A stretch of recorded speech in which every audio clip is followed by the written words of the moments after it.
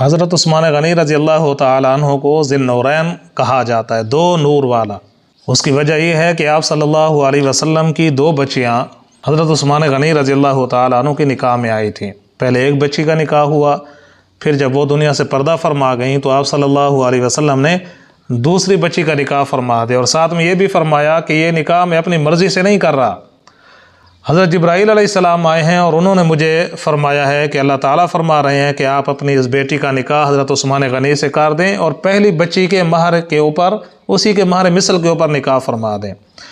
اور یہ اس کائنات کے اندر حضرت عثمان غنی رضی اللہ تعالیٰ عنہ کا یہ اعزاز ہے کہ نبی کی دو بیٹیاں ایک کے بعد دوسری بیٹی ان کے نکاح کے اندر آئی، باقی یہ سعادت کسی کے حصے میں نہیں آئی۔ تو اس لیے حضرت عثمان غنی رضی اللہ تعالیٰ عنہ کو ذی النورین کہا جاتا ہے، دو نور والا، کہ نبی کی دو بچیاں ان کے نکاح کے اندر آئی تھیں۔